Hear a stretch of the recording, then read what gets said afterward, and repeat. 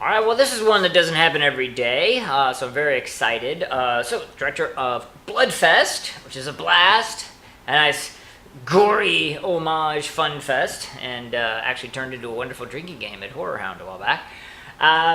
Has a new movie, Mercy Black, and got Netflix to throw it up on their channel. So, hey, you know, good for them. Or good for him, should I say. Bad for us. Blumhouse has their ugly little name attached to this. So, the question will now be, how much did Blumhouse influence this? Let's find out.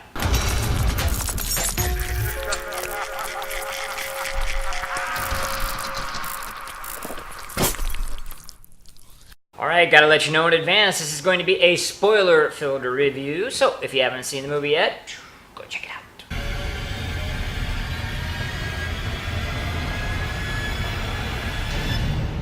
Alright, you're here. So, just to make sure we're all on the same page and spoil the plot a little bit, basically, three little girls, you know, I don't know, at 8, 9, 10, who knows? I'm not good at judging ages. Anyways, they do some wacky ritual, including one of them killing, or two of them, well, you know, one of them gets killed by the other, I don't know. Anyways, point being is, one of them winds up in a psych ward. 15 years later, Jean Garofalo decides to let her loose.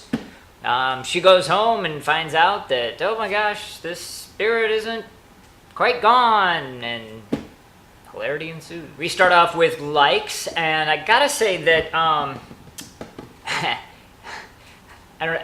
some people were like, oh, it's a dislike. No, not really. I expected, from watching Bloodfest, for this to be a, you know, gory, good time. And it wasn't. It was very different. And so, I like that Mr. Egerton has range. Honestly, you know, he showed me something here, and then that you know, a lot of writers, directors kind of get pigeonholed. They can only do one thing. Clearly, he's capable of a lot, which means there's a lot of potential there. So, kudos to him on that one. I also did actually like, and this is going to sound coming from me, but the little subplot story with the young girls. In fact, I felt that could have actually been a whole movie in and of itself. You know, we got a lot of it in flashback, so okay.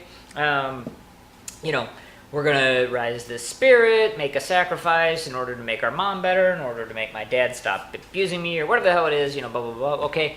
But then, you know, there's an opportunity there to get into some of the rules, shall we say. You know, which is all important. Any horror movie, especially ones dealing with supernatural, you have to establish the rules. How is it conjured? How is it defeated? What are its abilities? What are its limitations?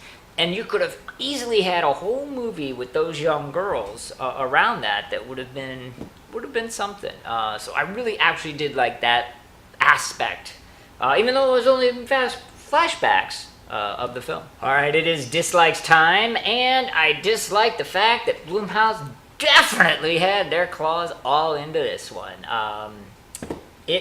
Okay, so, here, this is important distinction. This followed the Blumhouse formula in regards to jump scares and creepy scenes. It violated them a little bit by showing some blood. It did not follow Netflix, damn. It did not follow Blumhouse on its simple cookie cutter, you know, ABC plots, you know. But the fact that it did follow on their stupid horror, what is scary formula, that was a disappointment to me. And I did not like the fact, so in the likes, I talked about how I really would have liked to have seen the young kids and their story, blah, blah, blah. And I brought up the fact that there was an opportunity to establish the rules. Well, that's because one of the things I disliked is the fact that the rules weren't very well defined.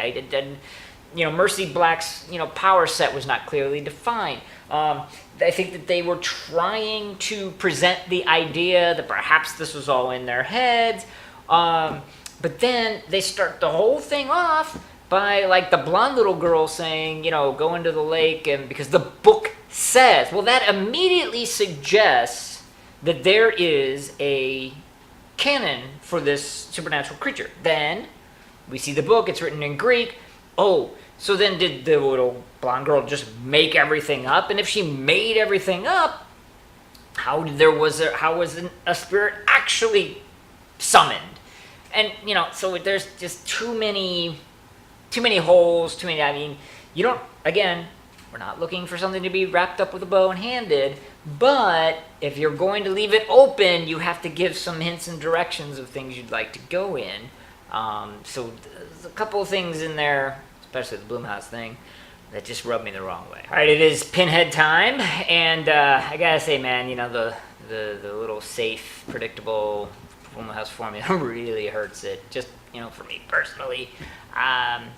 But those little kids, there was a good story in there somewhere. So, that being said, the negatives really did outweigh things, so this, for me, is going to be a 2 Pinhead movie.